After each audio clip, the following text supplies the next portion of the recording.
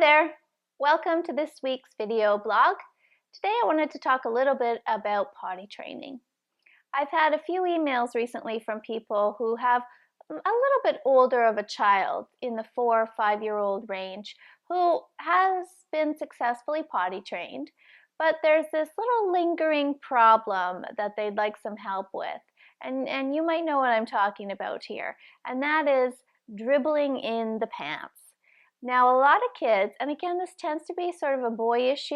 I think boys are busy playing and they don't like to take breaks and go to the bathroom properly. And so they let it go a little bit into their pants and they don't seem to care. You know, I had an email from a mom the other day who said he could go all day long with wet pants and he doesn't seem to notice and it doesn't bother him and he doesn't care.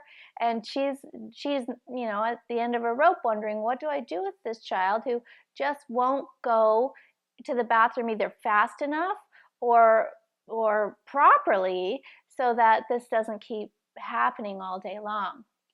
And I had a child that when I taught grade 1, this was a problem for him as well. He didn't notice, he didn't seem to care. We tried some rewards, I talked to his mom about it. There really seemed to be nothing we could do to convince him to go to the bathroom. Until one day, another child pointed out in not so friendly a way that he smelled. Okay? And so that's something I want you to think about as you try to curb this behavior, is get your child to recognize that urine in the pants gives off an odor. So perhaps at the end of the day, if you've noticed he's done this, you might just ask him to have a little bit of a smell and see if he can tell that he's made a mistake in his pants. And if you can convince a child that the odor is unpleasant and that other people might notice, then that can sometimes give a little bit of an internal consequence that, oh, I really don't want my best friend Joey to yell out that I smell bad, so I'm going to make a bit better of an effort to not do this. And I'll tell you, once that happened in our class, this little guy never did it again. And that really seemed to be an internal consequence for him that just solved the problem. Now, what else can you do?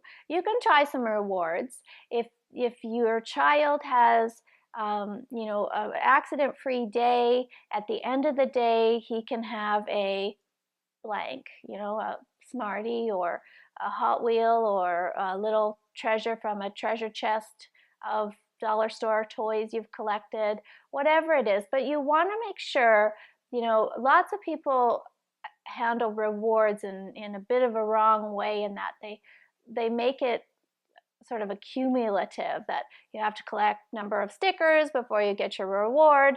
And when you're really trying to curb a behavior, especially with this age group, the more immediate the reward can be, the better it's going to work. Okay, so an accident-free day, yay for you, good job, lots of praise, tell daddy, tell grandma, and offer the reward right then and there. Okay, it shouldn't be anything they have to wait much longer for at all. So that's a good way to set a positive around this. Another would be to kind of make this a bit more inconvenient for your child. So if you notice, and sometimes you won't even notice, but if you notice that they have wet pants, then draw this out into a fairly lengthy process where you take him to the laundry room, you make him take off all his clothes, you make him go to his bedroom, pick out some new clothes, get the new clothes on, so that he starts to see that, actually it takes way longer to do this than it does to just run to the washroom and do my business correctly. And then that's going to also help encourage the behavior. So I hope that gives you, and again, I never say we should scold children, especially around the issues of potty training.